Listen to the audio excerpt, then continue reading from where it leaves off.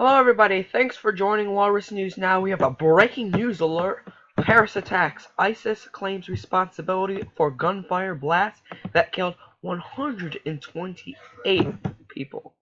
I'm gonna play CNN's video. An unknown and historic situation in Paris.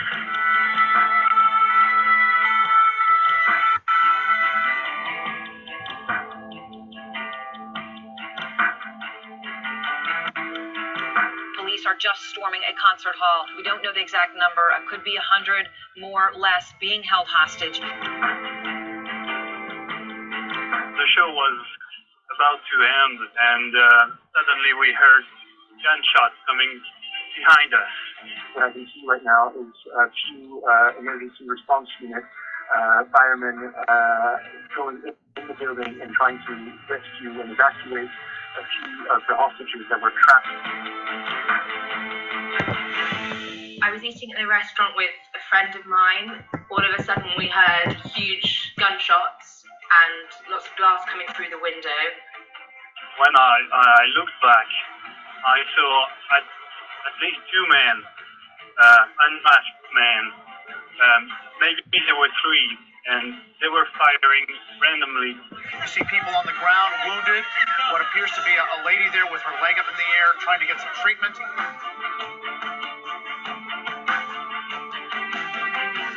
We were inside the stadium, and approximately half an hour after the beginning of the game, we heard two big explosions.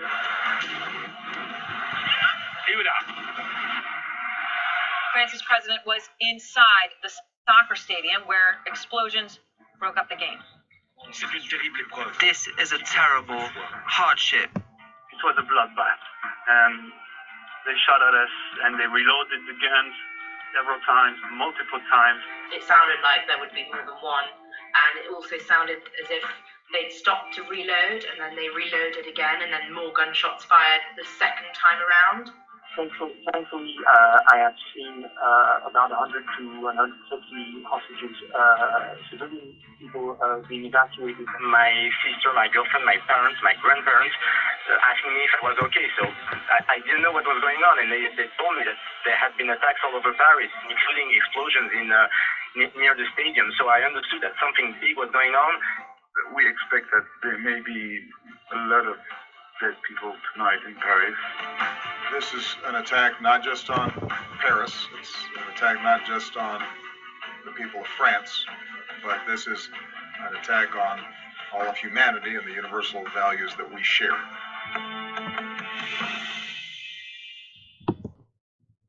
Americans are among the injured in the Paris attack, State Department deputy spokesman said Saturday. The United States Embassy in Paris is working round the clock to assist American citizens affected by this tragedy, Toner said in a statement. The U.S. government is working closely with French authorities to identify American victims. We are aware that there are Americans among the injured and are offering them the full range of consular assistance. In Paris, a Syrian passport was found near the body of an attacker outside Stade de France, according to a police source. CNN affiliate France 2 said. Multiple local media reporting the same. Also on Saturday, French Interior Minister Bernard Cazeneuve said the state of emergency in France could mean restrictions on people's movements, among other measures. Border controls were tightened as of Friday, and the Gendarmerie Parliamentary Police are on a heightened alert, he said. ISIS claimed responsibility for gunfire and blasts that targeted 6 sites Friday night in Paris, killing 128 people in one of Europe's deadliest massacres in recent years. In an online statement distributed by supporters Saturday, the terror group said 8 militants wearing explosive belts and armed with machine guns attacked precisely selected areas in the French capital. In addition to the people killed, 180 others were injured, according to the Paris police prefecture. More than half of them are in critical condition. This is the map of the sites of the attacks in Stade de France, in a restaurant, in a concert venue, and in another restaurant, and then a bar.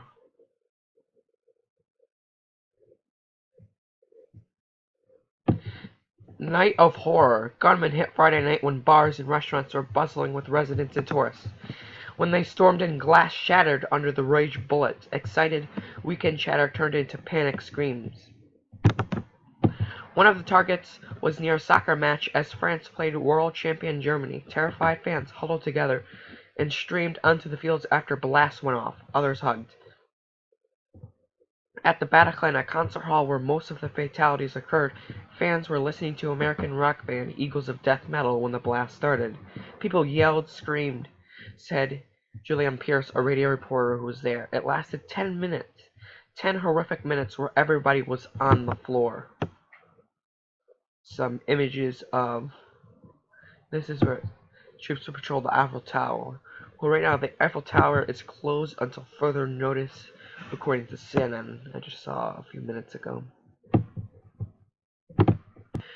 Thanks for joining Walrus News Now. Have a lovely day.